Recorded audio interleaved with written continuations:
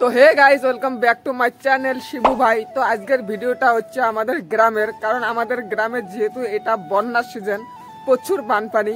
তো আমাদের গ্রামে কেমন কেমন বানপানি হচ্ছে বা কত সমান পানি হচ্ছে, মানুষের ঘরবাড়ি ডুবছে কি ডুবে নাই না ভালো আছে, তো এটাই আজকে আমি এই ভিডিওর জড়িয়ে তোমাদেরকে দেখাবো। তো ভিডিওটা তোমরা সম্পূর্ণ দেখে থাকো, তাহলে কিন্তু ভিডিওটা বুঝতে পারবে। তো আমি তোমাদেরকে দেখাচ্ছি বর্তমান আমাদের গ্রামের পরিস্থিতিটা কিরকম। এই যে বর্তমান এইসব কিন্তু সব ধান কাটতো মানছি, কিন্তু বর্তমান এমন বানপানি হচ্ছে, এখনো কিন্তু ঘরগুলো ডোবে নাই, অল্প করে বাকি আছে। প্রায় 1-1.5 ফুট করে যদি পানি আরো বেশি হয় তাহলে কিন্তু ঘরগুলো ডুববে। এই যে ওখানে আছে, আমি তোমাদেরকে জুম করে দেখাচ্ছি। এখানে একটা আছে আমাদের ক্লাসমেট, মানে এটা আমার ফ্রেন্ড, দেখা যাবে না। তো চলো তোমরা ভিডিওটা দেখে থাকো, সম্পূর্ণ দেখো, তাহলে কিন্তু বুঝতে পারবে যে আমাদের গ্রামটার বর্তমান পরিস্থিতিটা কিরকম। তো চলো আমি তোমাদেরকে আরো ভালো করে দেখাচ্ছি, ততক্ষণ ভিডিওটা দেখতে থাকো। আর এই যে এখানে কিন্তু একটা কল আছে, কলটা দেখছো, এই কলে কিন্তু সাধারণত একটা বাড়ির লোক এই কলটাতে পানি খায়। তো এই কলটাও বর্তমান বানের পানিতে ডুবে গেছে। এই যে তোমাদেরকে দেখাচ্ছি, এই যে একদম ডুবে গেছে। তো বর্তমান মানুষের কিন্তু প্রচুর অসুবিধা চলিয়েছে। তো আর কি বলবো, আমাদের গ্রামের বর্তমান পরিস্থিতিটা ঠিক এরকমই হচ্ছে। তো চলো আরো তোমাদেরকে কিছু দেখাচ্ছি। আর এর আগে কিন্তু আরো পানি একটু বেশি আসলো, কারণ কয়দিন আগে একটু পানি শুকাইছে। তো যেহেতু এই কয়দিন থেকে প্রচুর বৃষ্টি চলছে, তার কারণে কিন্তু পানিটা আবার অল্প বেড়ে গেছে।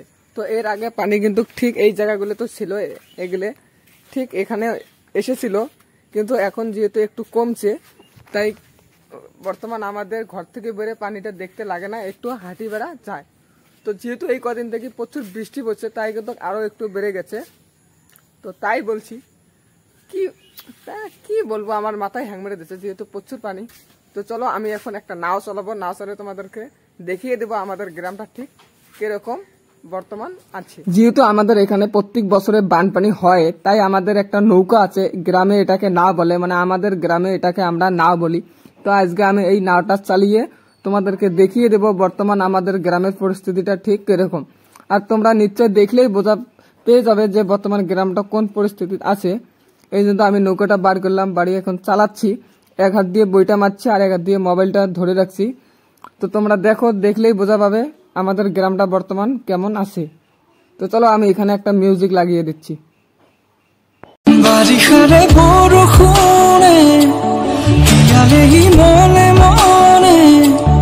অভিমানী সপোনতে তুমি